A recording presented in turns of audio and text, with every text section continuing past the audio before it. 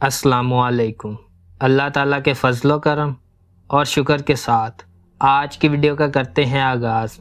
سب سے پہلے آپ ہمارا channel history with Adnan subscribe کر لیں۔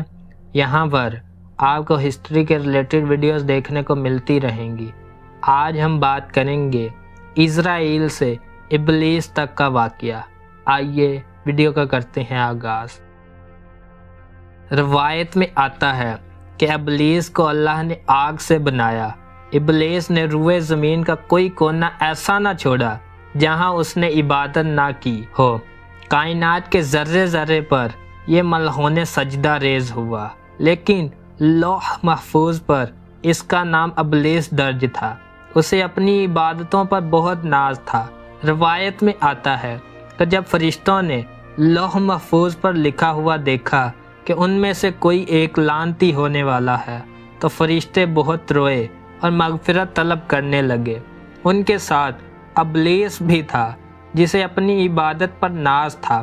اس نے گمان کیا کہ وہ بہت عبادت والا ہے، یہ بھلا کیسے ہو سکتا ہے کہ وہ اسرائیل سے ابلیس بن جائے اور لعنتیوں میں اس کا شمار ہو۔ اللہ نے آدم کی تخلیق کی۔ سب فرشتوں کو حکم ہوا کہ اسے سجدہ کرو، اسے میں نے اپنے ہاتھوں سے بنایا ہے۔ سب فرشتوں نے حضرت آدم علیہ السلام کو سجدہ کیا، لیکن ابلیس اپنی جگہ اکڑ کر کھڑا رہا، یعنی اس کے اندر کی میں نے اسے جھکنے نہ دیا۔ اللہ نے فرمایا، کیوں نہیں جھکتا اس کے آگے جسے میں نے بنایا ہے؟ وہ لعنتی بولا، مولا عبادت تیری کروں، تخلیق کرنے والا تو، مجھے آگ سے بنایا، اسے مٹی سے، میں اس سے افضل ہوں، میں بھلا کیوں جھکوں اس کے آگے؟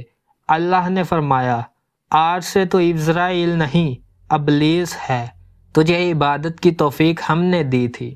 ساتوں آسمانوں پر تیرا نام ہم نے مختلف رکھا، لیکن تو اپنے تکبر اور میں کی وجہ سے مردود ٹھہرا۔ گزارش ہے کہ کبھی تکبر اور میں کو دل میں جگہ نہ دو، اپنی عبادت پر ناز نہ کرو۔ شیطان سے زیادہ عبادت کسی نے نہ کی تھی، لیکن پھر بھی لعنت کا توق شیطان کو پہنا دیا گیا۔ پھلاں دا تو عطر بنا، عطراں دا تو کڈ دریا، پھر اس وچ تو رج رج نہا، مچھلیاں وانگو تاریاں لا، پھر بھی تیری بو نہیں مکنی، پہلے اپنی میں تے مکا۔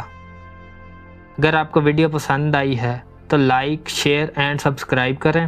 آج کے ویڈیو کا کرتے ہیں اختتام۔ اللہ حافظ۔